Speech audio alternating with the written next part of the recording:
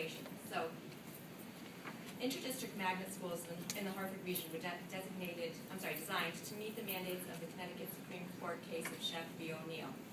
In 1996, the decision was made that segregation, even if it is unintentional, violates the constitutional right of school children to receive an adequate education.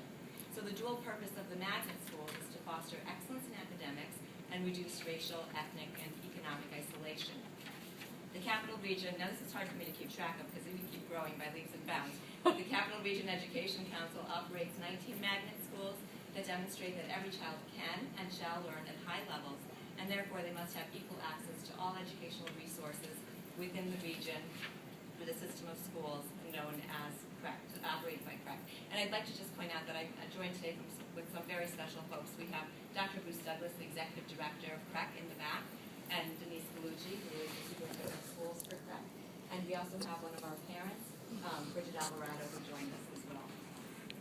I'd like to talk a little bit about the magnet piece of this. So Reggio Magnet School has very interesting history that connects very nicely with the purpose of our conference today, which is really advancing the legacy of Brown and Mendez.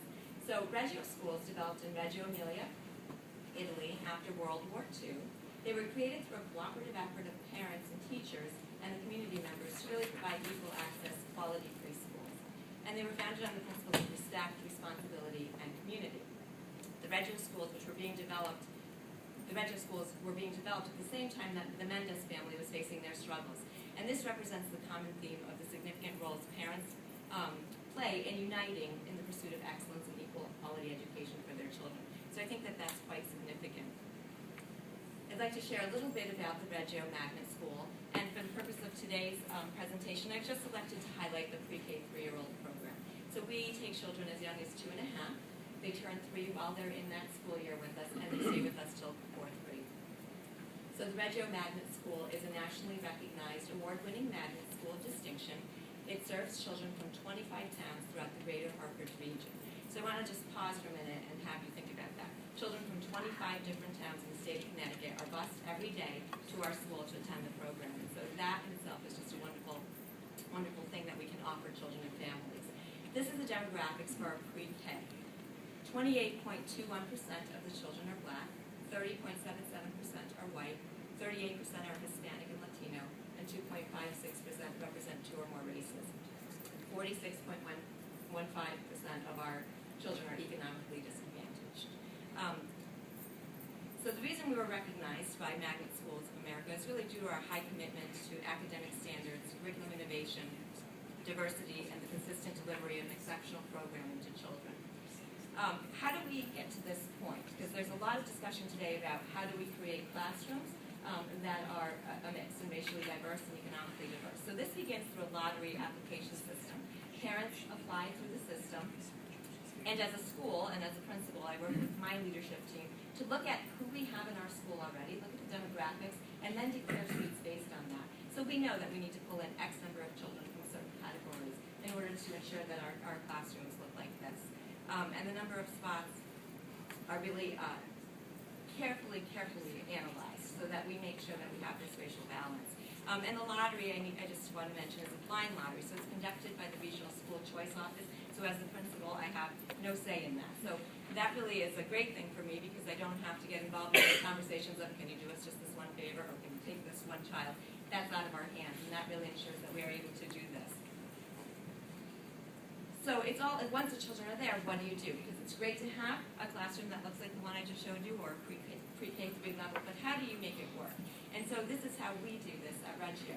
We really get to know the family and the child. We individualize programming based on that family and child's needs, and we build community.